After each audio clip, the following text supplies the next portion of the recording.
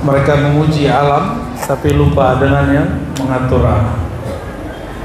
Salawat dan salam kepada penghulu alam semesta, Nabi Muhammad sallallahu alaihi wasallam. Beliau itulah yang karenanya alam semesta ada. Karena beliau Sayyidina Adam dicipta. Oleh karena itu kita perlu berterima kasih kepada beliau, karena beliaulah kita ada. Nikmat besar ini yang tak terhingga adalah menjadi umat Nabi Muhammad sallallahu alaihi wasallam. Dalam hadis Imam Tabarani dan Hakim At-Tirmizi disebutkan ada 12 orang, 12 nabi berdoa ingin menjadi umat Nabi Muhammad sallallahu alaihi wasallam. Yang hadir ini pernah nggak berdoa begitu dulu? Nggak tahu ya. Ada yang ingat nggak? Di alam dulu, di alam kapan gitu berdoa menjadi umat Nabi Muhammad SAW? Nggak ada. Lalu kita diberi nikmat menjadi umat beliau, maka syukur ini tiadalah terhingga. Semoga kita menjadi hamba-hamba yang bersyukur, berterima kasih.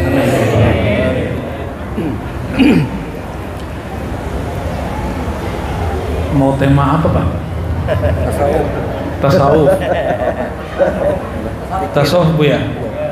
Ini yang jago Buya ini. Pak Wakil Bupati udah takut kalau ngaji tasawuf nanti aneh-aneh.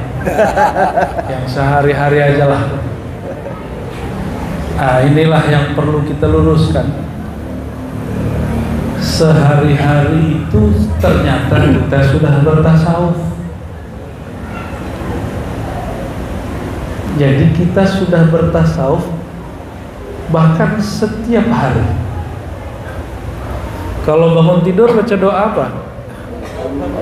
Ilazi, bukan bismika, bukan bismikallahumma ya? Oh. Bangun tidur baca apa? Alhamdulillahilladzi ahyana ba'dama amatana wa itu tasawuf pertama itu. Segala puji bagi Allah, terima kasih ya Allah yang telah membangunkanku dari kematianku. Setelah aku dimatikan, aku dihidupkan kembali.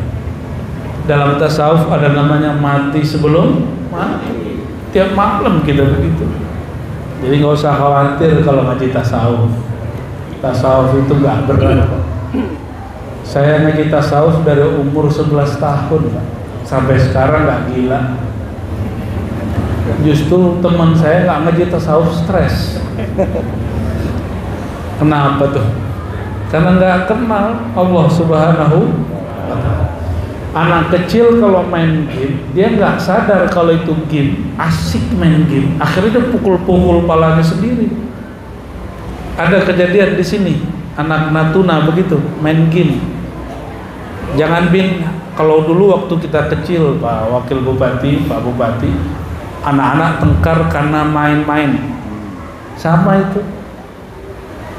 Dulu Pak Wakil Bupati sama Bupati main apa dulu? Main gundu.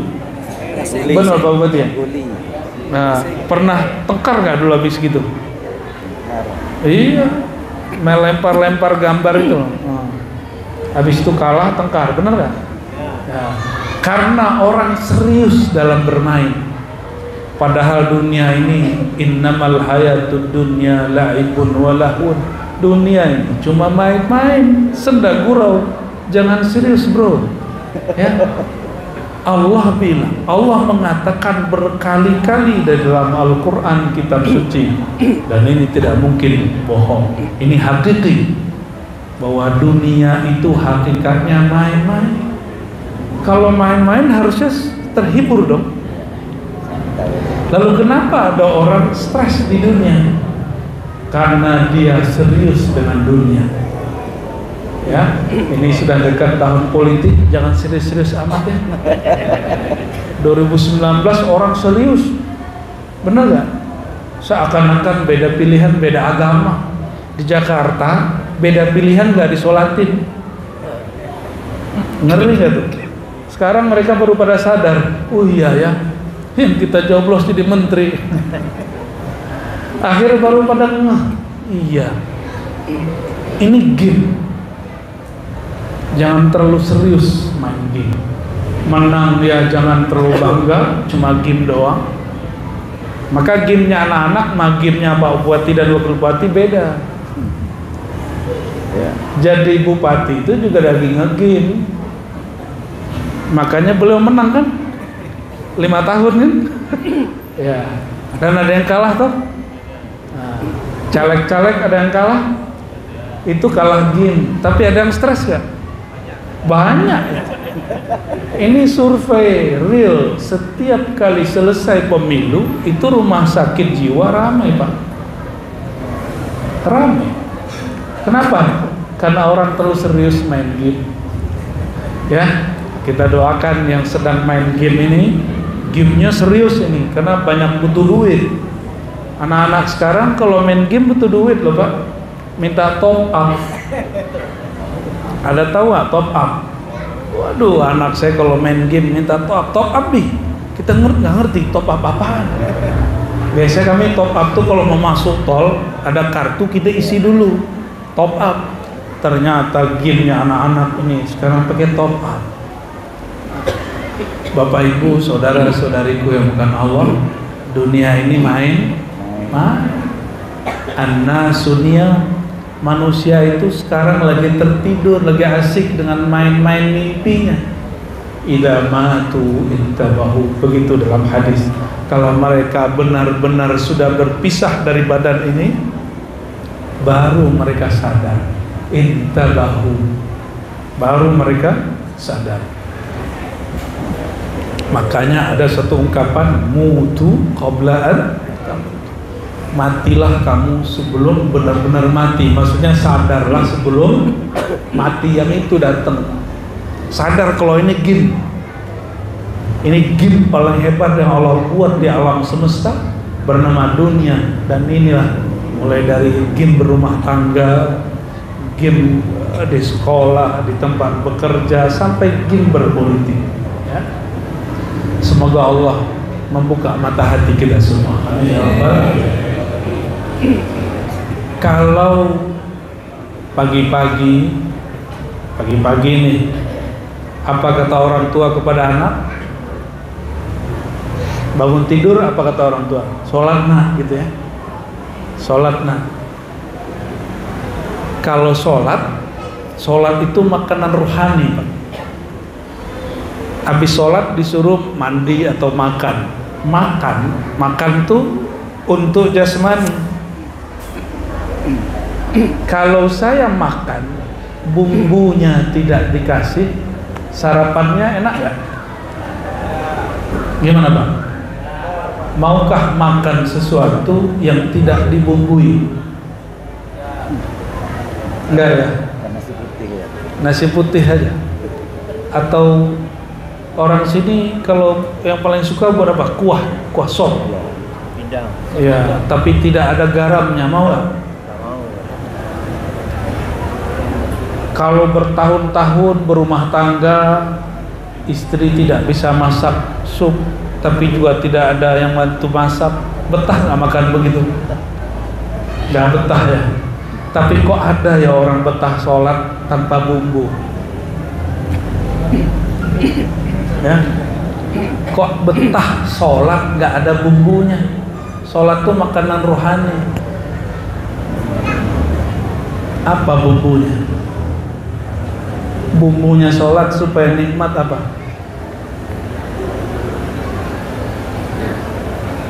Apa bumbu sholat? Kelezatan berbicara, menatap Allah Subhanahu wa ta'ala. Kita sebut khusyuk. Kok ada orang bertahun-tahun betah sarapan sholat tapi nggak nikmat? Kalau tadi ada orang sarapan setiap hari selama 40 tahun nggak nikmat, kita sebut orang itu apa? TOLOL. Ya, tol. Kalau bahasa Arabnya jahilun, betapa jahilnya manusia, dia biarkan dirinya sholat tapi tidak menikmati rasa sholatnya. Mau nggak setiap hari menghormati sesuatu yang kita nggak kenal? Kita nggak kenal sama dia. Atau mungkinkah terjadi orang hormat kepada sesuatu yang dia tidak kenal?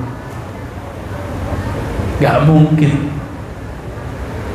Maka kebanyakan orang hari ini sujud dan ruku itu cuma menghormati guru dan ayahnya, karena kebiasaan dari kecilnya, bukan karena dia kenal kepada yang nyuruh dia sujud dan ruku.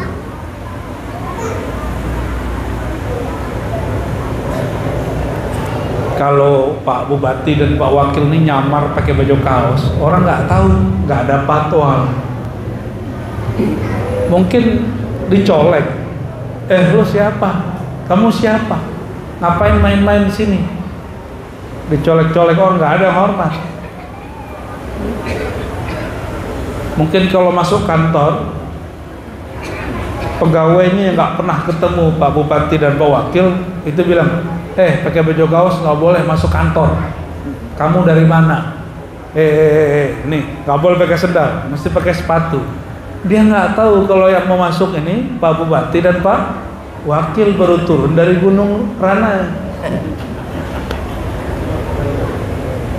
Kok bisa terjadi begitu? Karena dia nggak kenal. Kalau ngaku saya Bupati, nggak percaya dia. Masa Bupati begini? Saya dulu di Jakarta itu pernah makan di tempat bubur kacang hijau tepi jalan. Terus mereka pada nanya-nanya tentang pesawat ke temannya. Itu nanti gimana caranya? Saya nyeletuk, lagi asik-asik bahkan nyeletuk, jawab cara naik pesawat, saya beli pesawat. Apa kata dia? Masa kamu tahu? Kalau orang naik pesawat nggak mungkin makan di warung saya. Itu ngomongnya begitu ya. Nggak tahu dia kalau saya hampir tiap hari naik pesawat. Tapi begitulah, seperti itu orang kalau nggak tahu. Saya pernah datang ke kampus, itu dibentak Pak sama Satpam, karena saya ke kampus pakai sarung. Gak boleh masuk sini, gak boleh parkir. Ini khusus buat dosen. Saya diam, senyum aja. Iya Pak. Abis itu datang lagi satpam yang satu lagi. Kamu siapa? Kok parkir di sini? Itu baru agak kesal tuh. Akhirnya saya ngomong, tahu kamu tuh siapa? Saya siapa Pak? Kamu baru kerja di sini. Saya sudah kerja di sini sekian tahun. Saya dosen di sini. Itu agak emosi Pak. Tapi habis emosi, saya kasihan sama dia. Ya. Jadi setelah kita kenalkan diri, baru minta maaf, baru cium tangan, segala macam. Ya. Ini contoh. Dan itu bukan sekali dua kali, karena sering ke kampus pakai sarung. Orang ke kampus biasanya pakai apa? Pakai celana. Ya, kayaknya harus ada nanti ngajar pakai sarung gitu, harus ada gitu di kampus nanti. Tapi itu tanda si satpam dia bekerja dengan baik. Benar nggak? Ya. Saya kalau ada satpam begitu sebenarnya senang. Cuma karena nanyanya berkali-kali dan itu bukan satu orang, dua orang. Ya, akhirnya egois kita muncul. Bapak Ibu yang bukan Allah, maksud saya nyebut begini apa? Kita ini baru hormat orang kalau kenal. Orang itu nggak ada beban menghormati sesuatu kalau dia kenal siapa yang dia hormati. Maka kenapa sholat itu selama ini jadi beban? Karena orang tidak kenal siapa yang dia sembah. Itu inti tasawuf. Berarti tasawuf itu basic atau tinggi? Basic. Ini yang disebut oleh Imam Junaid al-Baghdadi awwalu ibadatin, ibadah pertama itu adalah ma'rifatullah, mengenal Allah. Orang kalau sudah kenal Allah, apapun profesinya jadi ibadah. Ibadahnya pemimpin apa? Beliau ini kan pemimpin, ibadahnya adil dan amanah. Kalau ibadah saya apa? Apa yang saya tahu, saya amalkan, saya sampaikan, begitu Bu ya. Ibadahnya pegawai apa? Mengerjakan apa yang menjadi tugas dia secara jujur juga. Begitulah ibadah. Maka ayat yang sering kita baca, wa ma khalaqtul jinna wal insa illa liya'budun, tidak aku ciptakan jin dan manusia kecuali untuk, kalau terjemahan Kementerian Agama, karena beliau ini orang Kemenak nih, untuk menyembah aku, itu terjemahan Kementerian Agama. Tapi terjemahan kan belum tafsir secara umum, secara global ya. Ini baru salah satu tafsir. Ya'budun, menyembah, bahasa Arab diterjemahkan ya'budun, menyembah, itu sebenarnya berarti ya'rifun. Siapa yang mengatakan begitu? Ibnu Abbas, sahabat Nabi. Tidak aku ciptakan jin dan manusia kecuali untuk mengenal aku, bukan langsung nyembah. Kalau langsung nyembah beban. Nah, Bapak Ibu, ini kajian ringan. Ini tubuh kita ini tubuh, punya tubuh nggak? Bener nih, coba pegang dulu badannya. Oh bener nih, punya tubuh nih. Ah, itu tubuh dari mana? Dari mana? Dari tanah apa dari api? Oke, karena dia dari tanah, pulang ke tanah. Bener, udah siap belum? Udah siap pulang belum? Karena dia dari tanah, dia pulang ke tanah. Ini tubuh zahir. Maka tubuh ini mesti dia mendekat ke tanah. Itu sebabnya sujud. Orang-orang terdahulu, mereka punya ritual menyerap tenaga alam. Maka mereka pegang-pegang tuh tanah, tangannya begini ya. Kita nggak perlu begitu, kita cukup sujud kepada yang menciptakan tanah, maka kekuatan alam langsung menjadi kekuatan kita. Nggak perlu nyerap-nyerap kita, cukup dengan sujud yang benar, langsung badan itu selaras dengan tanah. Jadi orang sujud itu, dia kalau benar bersujud, tenaga tanah dia pulih. Oke. Kita punya sisi lain nggak Pak? Ini punya perasaan nggak? Punya perasaan? Ini hari-harian ajakan sesuai request Pak Wakil nih. Yang hari-harian punya perasaan nggak? Bener. Kalau nggak punya perasaan saya kata-katain nih. Punya perasaan nggak? Oke ya sudah, nggak jadi dikata-katain nih. Perasaan kita itu bagian dari tubuh atau bagian dari yang lain dari tubuh ini? Ya. Mayat itu punya tubuh nggak? Punya perasaan nggak? Nggak ada ya? Bener. Hari-harian kan nih? Mayat punya tubuh, punya perasaan nggak? Oke. Tapi mayat punya jantung, jantungnya udah gak bergerak. Sekarang kita pindah ke makhluk lain deh ya. Si guguk kalau kata orang Natuna apa? Aso. Kalau aso di Padang itu asap ngebul. Nah, si aso itu kasar nggak ngomong gitu? Kasar ya? Standar. Si aso itu punya jantung nggak? Punya. Kita punya? Oh berarti bukan jantung ini perbedaan kita dengan si aso. Oke, coba cek. Ayam punya jantung nggak? Kambing punya jantung?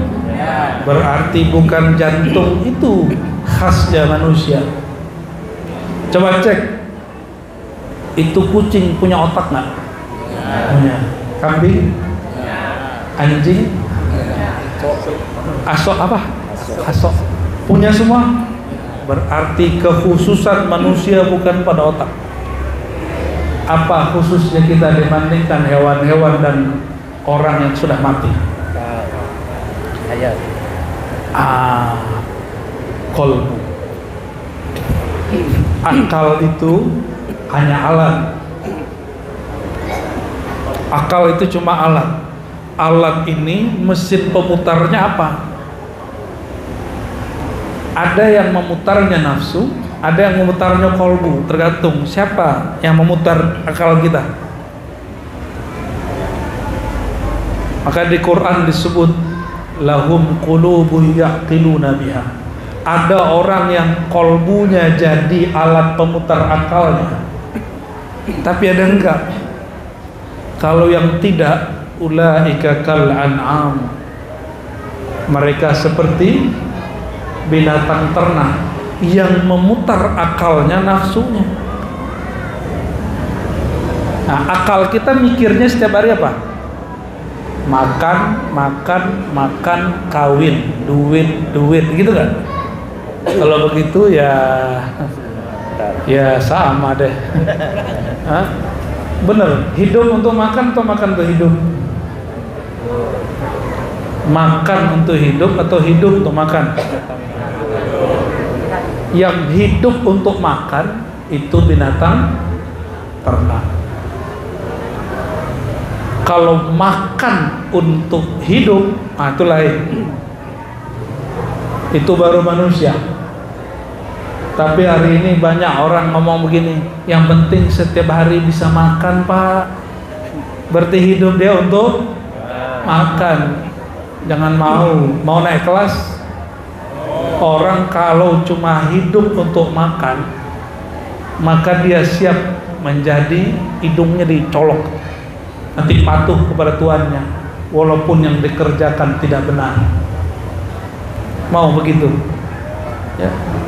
Tapi kalau kolbunya yang mengendalikan dia, kolbu dia yang membuat dia bisa berpikir, kolbu itu hanya menatap kepada Allah. Setiap sholat baca wajah tuh nggak? Ini hari-hari nih, ini hari-hari ya, wajah tuh. Aku hadapkan wajahku kepada pencipta langit dan bumi. Itu yang menghadap siapa? Tubuh ini atau kolbu? Benar. Sudah terasa belum? Sudah terasa belum? Coba berani nggak ngadep mama Pak Bupati, Pak Wakil, tapi pakaiannya nggak sopan kalau di kantor? Berani nggak? Nggak berani. Kita mah guru SD aja nggak berani. Mesti pakai sepatu rapi, pakai baju rapi, mau hadap. Karena yang ditatapnya adalah baju. Allah yang ditatapnya apa? Allah nggak natap baju. Baju itu hukum syariat. Yang ditatap Allah itu kolbu. Ya, hadisnya sahih itu. Innallaha yanzuru ila qulubikum. Allah jika menatap ke dalam kolbumu. Masih ingat dulu kalau orang dulu itu mau ketemu kekasihnya, apa namanya Pak Wakil? Mau ketemu ngapel. Gak ada bahasa lain.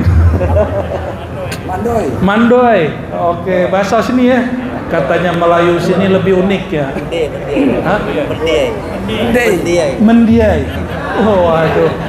Apabila Bapak ini, tuan puan ini mau mendiai. Karena yang ditatap itu wajahnya dibersihkan, benar nggak? Kalau ibu-ibu wajahnya dicat dulu, pakai dibedak. Kalau bapak-bapak ini kumisnya dibersihkan. Jika si Yayang nggak suka sama bulu-bulu, semua bulunya dicukur. Kayaknya istrinya begitu nih. Saya nih awal-awal punya jenggot, kata istri, kamu kayak kambing. Terus kenapa kamu nikah dengan yang kayak kambing? Lama-lama saya potong lah. Apa kata dia? Kok kamu lebih muda dari aku?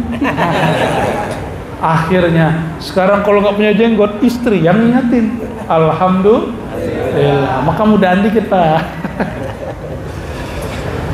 Kalau kita mau ketemu kekasih, karena dia menatap muka, tubuh, pakaian, maka kita bagus-baguskan wajah, bagus-baguskan pakaian. Kalau orang dulu nggak penting pakai kartu, sekarang yang dulu itu biasanya dompetnya tebel-tebel ya, biasanya diisi apa sih tebel itu? Ya, benar, masih ingat ya? Ini Pak Wakil Bupati masih ingat ini ya. Pengalaman nih. Isi kosong, isi tipis, yang penting bentuknya tebal. Karena ingin ditatap, maka ingin terlihat sempurna. Yang diposting orang di sosial media, di Facebook, di Instagram, itu adalah yang sempurnanya. Dia tidak menampilkan yang tidak sempurna. Kenapa? Karena ingin ditatap. Sholat itu menatap Pak. Wajah itu wajahnya. Ini hari-harian nih. Masa ada orang tiap hari ngomong apa saja terus dia nggak ngerti? Kira-kira kalau ada orang bicara sesuatu tiap hari yang dia nggak ngerti, itu orang apa namanya? Orang gila. Jadi yang gila itu yang belajar tasawuf atau yang nggak belajar tasawuf? Kalau belajar tasawuf nggak mesti bisa bahasa Arab, karena Allah bisa semua bahasa. Cukup yang mampu bahasa Arab, yang santri, yang ulama, yang kiai. Kami yang dari pesantren perlu bahasa Arab, karena tugas kami membaca kitab-kitab suci. Betul Bu ya? Coba bapak-bapak ini nggak semuanya belajar pesantren. Lalu saya bilang, cara khusyuk itu engkau mesti bisa bahasa Arab. Stres semua. Kalau begitu Abu Jahal, Abu Lahab lebih khusyuk. Betul nggak? Kenapa Abu Jahal, Abu Lahab masih kafir? Berarti tidak syarat orang mengerti yang disembahnya pakai bahasa, nggak mesti. Allah yang menciptakan bahasa, termasuk bahasa orang Natuna ya. Yang bahasanya sampai sekarang saya belum paham-paham juga. Ya maklum belum sehari sampai di sini. Tapi bahasa kolbu sama semua. Bahasa kolbu sama semua. Karena Allah menatap ke dalam kolbu, maka jika hendak menghadap kepada Allah, bersihkan kolbunya. Berani nggak? Apa tadi Pak? Mendai ya Pak? Mendai. Berani nggak mendai tapi nggak mandi? Hah? Nggak berani ya? Mau nambah lagi Pak? Nanti di demo yang di belakang. Beranikah ketemu kekasih, baju kita baju kemarin yang masih bau? Nggak berani. Beranikah handphone kita dibuka kekasih, di dalamnya ada foto yang lain? Paham maksudnya? Kalau ketemu gimana? Bisa perang dunia ke-10, bukan ketiga lagi.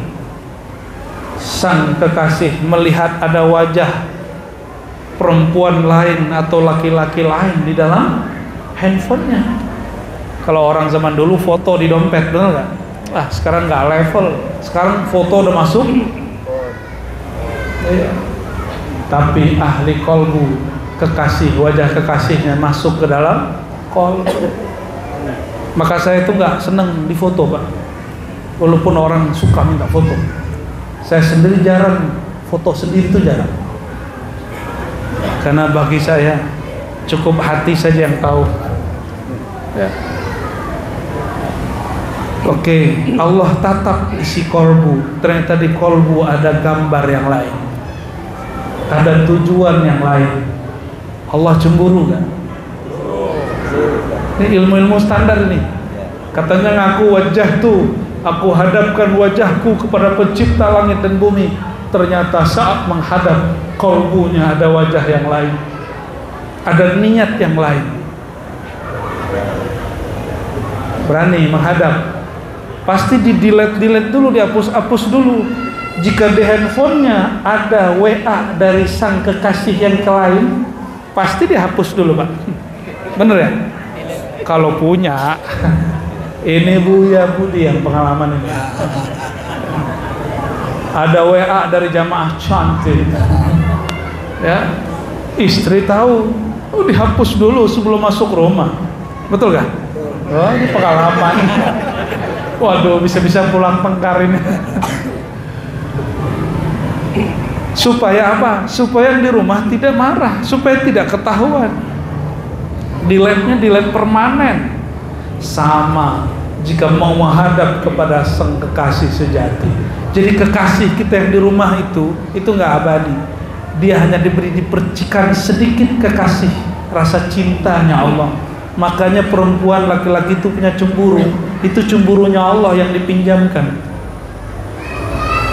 Maka nggak ada cinta sejati itu suami istri, nggak ada. Pasti nanti salah satunya mati duluan atau mati sama-sama, kuburnya tetap pisah. Ditanya mungkar nakirnya nggak bareng-barengan, sendiri-sendiri.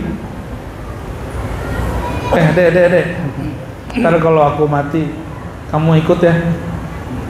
Mau nggak istrinya? Nggak mau nih. Paling suaminya bilang apa? Istrinya bilang apa? Nunggu iddah saya cari laki baru. Bapak Ibu Saudara yang makan Allah, jika hendak menghadap Allah, gambar-gambar selain Allah di kalbu mesti dihapus. Kalau enggak, Allah nanti marah. Ini rumah Allah. Di rumahnya sudah ada tempat ibadah belum? Mungkin pojok, samping tempat tidur, sudah ada. Jadikan itu masjid mihrab kita di rumah. Kalau mau masuk di situ, bersihkan badan, bersihkan kalbu. Latihan di sana, baru pergi ke masjid. Bersihkan dulu hati di sana, baru masuk masjid. Bolehkah perempuan atau laki-laki yang junub masuk masjid? Tak boleh. Junubnya kalbu kalau dia sedang asik mencintai selain Allah. Maka orang yang junub tidak akan diizinkan masuk ke rumah Baitullah, yaitu kalbu. Qalbul mu'min Baitullah. Kalbunya orang beriman itu Baitullah. Ini masjid nih ya, benar masjid, bukan gereja toh.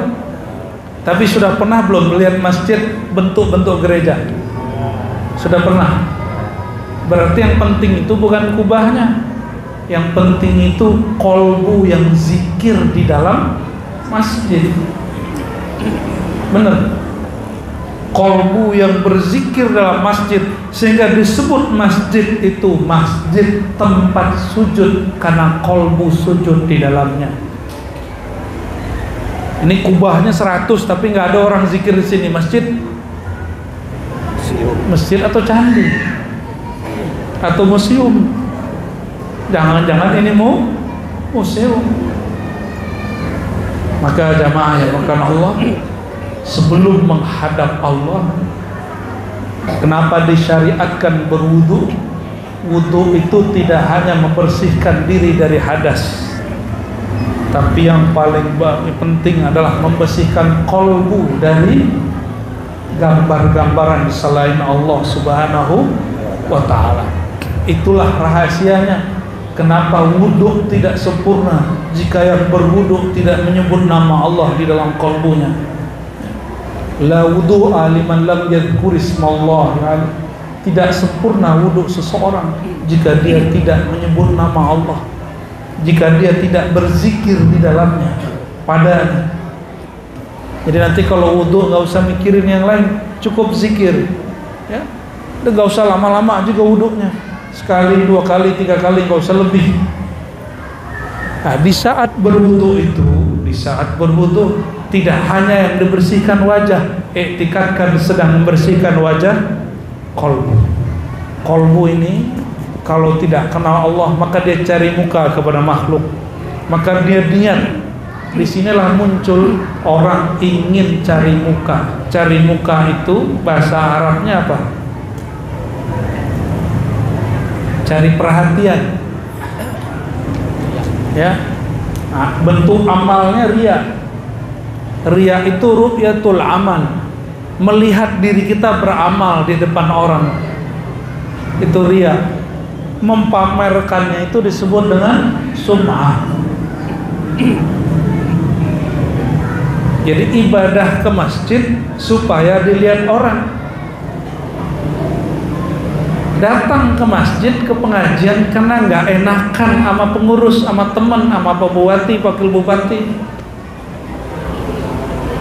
Oh, kalau kemarin saya baru habis ngisi di daerah Depok, tapi bukan di kotanya, di kampung-kampung. Sebelum kita naik, saya nyesal juga datang lebih cepat. Itu caleg-caleg semua naik dan mereka berlomba-lomba. Kenalkah Tuan dengan saya? Saya caleg partai ini. Kenalkah Tuan dengan saya caleg partai ini. Mohon doa restunya. Ada yang elegan dikit ya, dia panggil anak-anak, terus dia kasih game. Habis itu dia kasih duit ya. Tunggu saya sampai 2024. Macam-macam ya.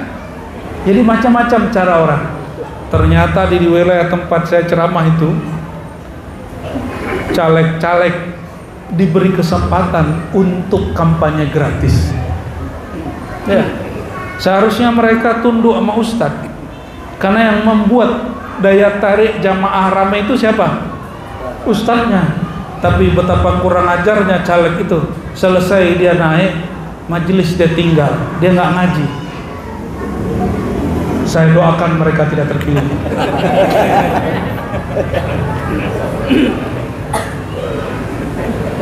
Kok jadi begitu ya? Begitu orang hari ini Pak, cari muka. Kalau bahasa kitanya pencitraan. Pencitraan itu boleh, karena Sayyidina Adam itu citranya Tuhan. Allah mengenalkan salah satu keindahannya melalui Sayyidina Adam. Bahkan Sayyidina Muhammad itu adalah mazhar wujudillah, adalah cara Allah mengenalkan dirinya kepada alam itu lewat Nabi Muhammad SAW. Kita ini nggak ada yang melihat Allah toh? Nggak ada? Ada yang pernah lihat Allah nggak di dunia ini? Kan nggak ada. Ada yang aku lihat Allah, saya tanya, emang yang kamu lihat kayak gimana? Kamu pejam mata Rozi, rasakan ada warna hitam. Saya pejamlah mata. Betul gelap. Apa kata dia? Itulah Tuhan. Ngeri itu Pak Wakil. Nggak tahu dia ngaji di mana lah ini orang ini. Ya. Kok mengatakan Tuhan itu hitam? Ternyata nggak lama habis itu kejadian aneh-aneh ya. Bapak Ibu Saudara Saudari yang bukan Allah, inti kajian malam ini sederhana aja. Inilah yang disebut di hadis Imam Tirmizi, kita ini gak ada yang bersih dari dosa.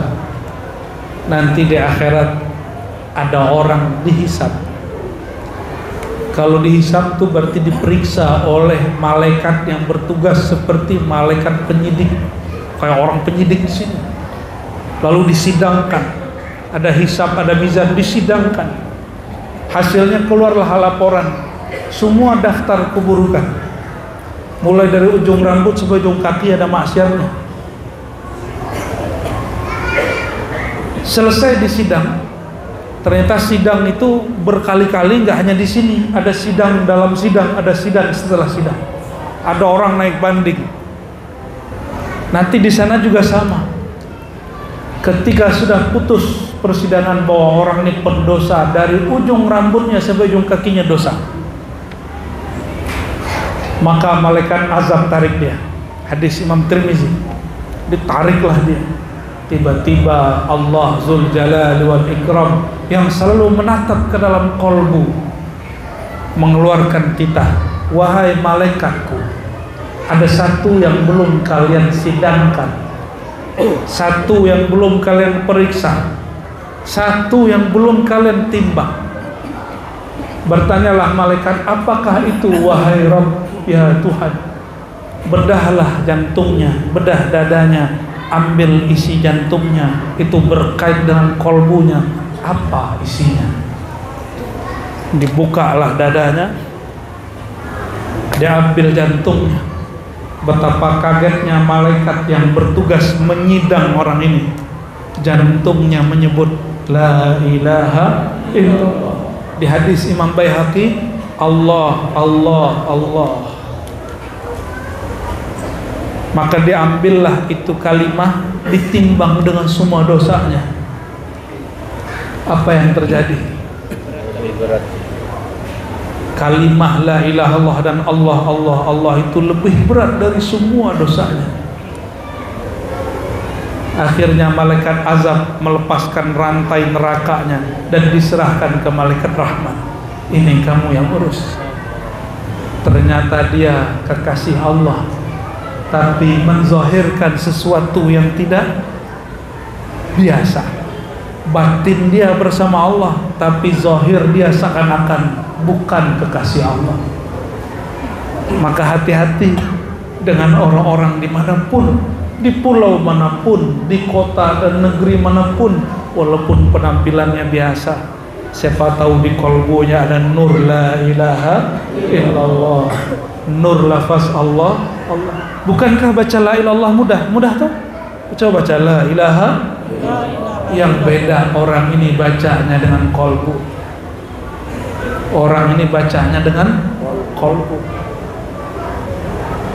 Itu yang disebut di hadis Imam Bukhari, orang yang baca la ilaha illallah min qalbihi, dari kolbunya, Allah haramkan dirinya dari neraka.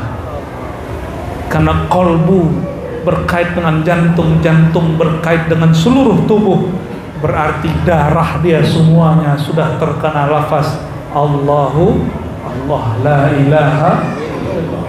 Neraka mau bakar gak berani. Kenapa?